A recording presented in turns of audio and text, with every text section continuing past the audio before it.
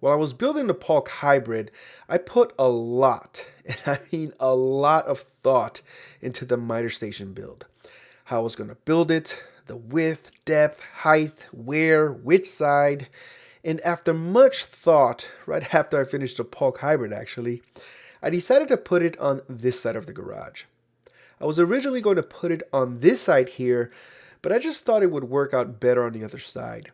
The sink is right there, a lot of the electrical outlets are there, and believe it or not, there's actually a lot less stuff to move here, so that had a lot to do with it as well. Now, as I mentioned in a previous video, I'm going to leave out all the cuts and sawing of the cabinets and drawers, as JBase has great footage of that, and I'll have links for you down below just in case you need them. I will show you a little bit of how I put the cabinets together though. Both the bottom and top cabinets are put together with pocket holes and some glue, and I did the same thing for the drawers. So really there's no need to go any further with that.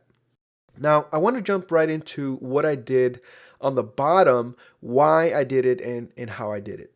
So right here, what you're seeing is a cabinet, right? Just a regular cabinet, and it's placed on the floor, right? Well, that's not what I want to do. I actually want to elevate it off the floor. And this is the idea that I came up with right here. Just take that same cabinet and put some 2x4s, and raise it up 4 inches from the floor. I don't want to put any canisters or casters or anything like that. I just want to elevate it this way, so that way I could have room down there to sweep and just, pass the blower and just clean any dust that might get down there. So I've got this crazy idea for some half flaps, and here's basically how it looks like, right? So let me just go ahead and separate this real quick and show you what I'm talking about here. But basically, here's how the half flap will work, right? I've got this 2x4. I'm trying to work this. I'm just learning SketchUp. But I've got this 2x4 here that I've cut off 3/4 of an inch here and then 3/4 of an inch here, which obviously this will go on this side and then this will go right over that, and basically create this little thing here, half flap type of thing. The entire leg is 7 inches in length. It's elevated 4 inches from the floor and sticks in 3 inches, the same width as the bottom rail there. And I did the same thing for all 3 of the bottom cabinets. Now I've already cut all the legs to size. Now I'm just notching out all the waist. I don't have a dado blade, so I'm doing it the slow way. Once one side is done, I flip it to its side and do the same. I'm only cutting out 3 1/4 inches on both these ends. I pre-drill all the holes first, then glue up all the legs and then screw them to the cabinets.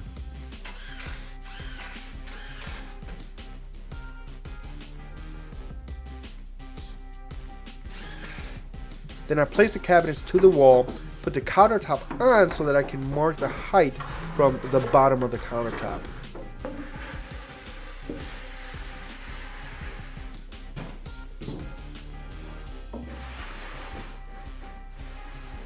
I do a quick check for level, then I trace a line under the countertop, and this is just to make it easier to place the studs in later.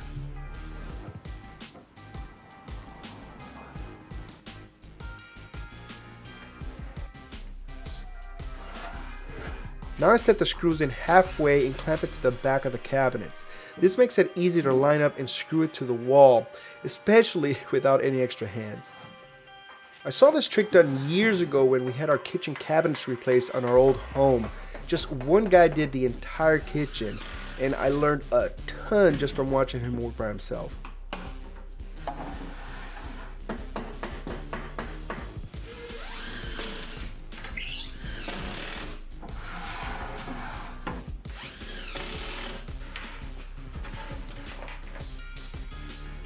Now I place the countertop on, I set it to place and screw it into the stud. Then I move the cabinets into place and screw it to the bottom of the countertop.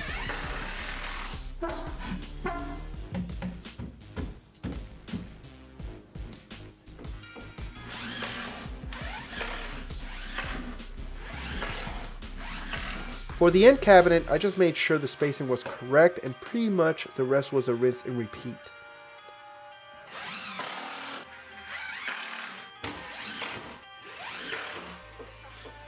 The last step for the day is the miter saw shelf. To get the correct height, I used my layout tool and measured both sides of the miter saw. Then I traced the line on both sides of the cabinets.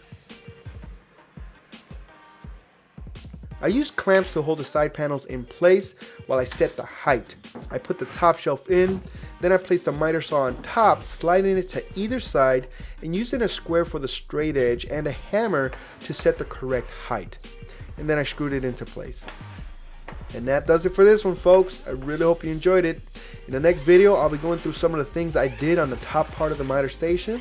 So make sure to subscribe to be notified when the next video is published.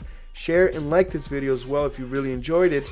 And make sure to hit me up on Instagram. I'm doing a lot of cool stuff over there, so come over and say hey. With that said, peace. I love you for free, and I'll see you on the next.